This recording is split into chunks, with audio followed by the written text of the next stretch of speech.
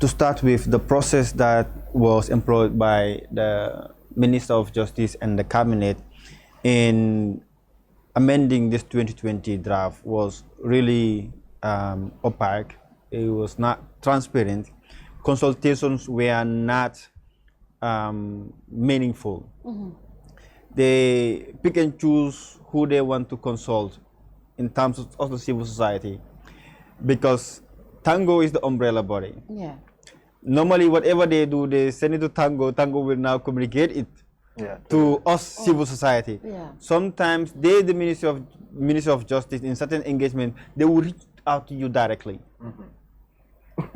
to those engagements. It was not done. I, myself, and civil society, we really did not know anything that was going on in this constitutional reform process.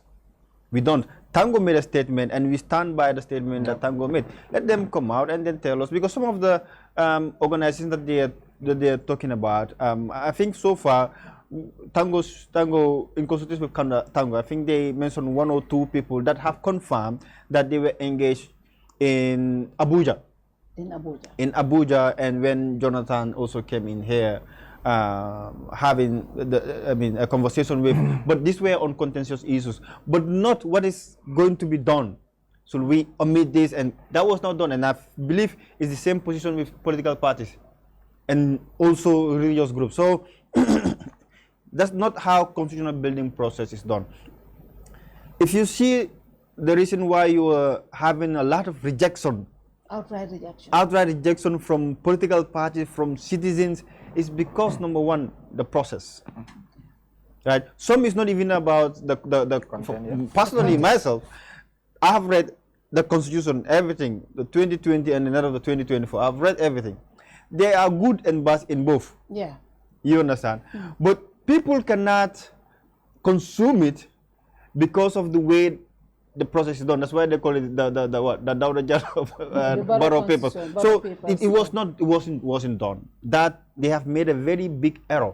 And in the press conference, I keep hearing the Minister of Justice saying that is the position of the government. That is the position of the government. It's not about the government. It's about the people. And the government is going to go out. Adam Barrow will go out. You, Minister of Justice, will go out. Lawyer Dabo will not be here. Wow. But same political life is so they're all going to go out. Yeah. This 1997 constitution, Jammeh is out. Yeah. We're still using this 1997 constitution. The 1970 constitution, Jawara left. We were still using until Jammeh changed. So it's not about this is the position of the government. So that's where they've erred, and they have erred very badly in the constitution. And this is without prejudice to all the good things that are in the constitution, because there are certain good things you will find in the 2024 that are not in the 2020 draft. But certain things that you do in constitutional building will eclipse all the good things that you have done. For example, there are certain parts that are in fact worse than the 1997 constitution in the 2024 draft, because the 1994 constitution provides for the president to nominate 5 people in parliament, right? Not only did they maintain that position, but they have added an extra layer for the president to recall nominated members. So at any time, the president can insert and eject parliamentarians. That's not how a democracy works. And the Minister of Justice should know better. Because the Supreme Court ruled on that. They don't, like he said, that's the position of the government. The Supreme Court made a very good ruling. That is the issue of separation of powers. The executive has its own powers. The National Assembly has its own powers. In fact, there are rulings in which the National Assembly powers have been checked by the Supreme Court. That's how democracy works. But you cannot say a president can inject someone else in parliament and can remove that person at will. That is worse than the 1997 constitution. There was no consultation on that, and there were no consensus on that. So and that was not even any of the contentious issues that were raised in the 2020 it was everyone, I think most people agreed that yes, the speaker and the deputy speaker should be elected by parliament. They should not be nominated, and minister also keeps saying, we have been doing this, and it has not been a problem. It just goes back to what Seth said. You come here, you see a water, you have not even tested the water, you drink it. But in this case, we have tested the water. We knew how bad it has been during Jammeh era. We knew how bad it has been under Adam Barrow's era. Because, in fact, both Adam Barrow and both NPP and UDP, they all tried to use it, because even the UDP, there were certain people that cross-carpeted and they want to recall them. Yeah, yes. But the Supreme Court, the court said you cannot do it because they are elected. Yeah, the same thing, Adam Barrow, you nominated someone else, the person is doing the job right, and you want to recall the person, the court said you cannot do it.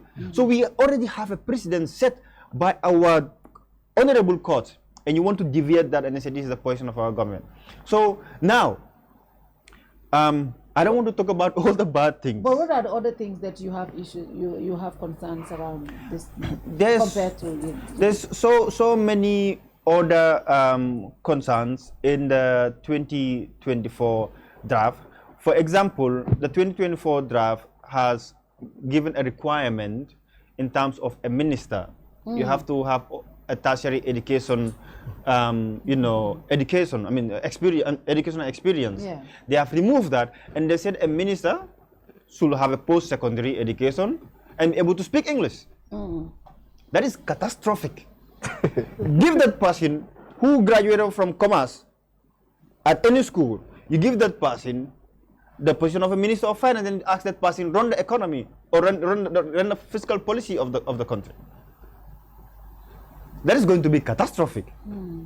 Because if you don't know how the issues work, if you don't have any technical knowledge about those issues, the people that are in there, in fact, they are not going to respect you because you have no knowledge about what they are talking about. And you are the person that will be called to parliament to defend the budget. So that was uncalled for, and they have made a deviation from that. And several others, the 2020 draft made it a requirement for the spouse of the president to disclose her assets to the Anti-Corruption Commission. They removed that in the 2024 draft. Now, let's go, I think we had this conversation, you and I here. Let's go back to the history. Yahya Jammeh, through the Mariam Yahya Jammeh Trust Fund, in which Zainab Jammeh was the chair. It was through that account that they bought this Potomac Mansion in the US. The Fatoumata Barrow Foundation, that is where TBA sent the 35 million. And today I was reading in the papers, Fatoumata Barrow and the president were having, and the TBA were having side meeting and in fact lunch with TBA in China. In China, yes. And that TBA also is given more than $1 billion contract after that by the government of the Gambia. But that one was through the World Bank. But wait a minute, but this TBA, before that World Bank contract, what preceded was that 35 million. The first, so you always have to make the correction. The other thing is, today, obviously, we've seen the wife of the president in one dinner collects $20 million is pledged. Right? She was not going to have that before when she was not the first lady. Ordinary citizen, Where is that money going to be used? It's a foundation. And it's, I mean, that foundation obviously belongs to the wife of the president, but she's also an exposed person. If those monies are collected, where are they going to? Are they going to her personal use, or is they are going to the foundation's use? For the foundation is just a charity; it's not part of the government.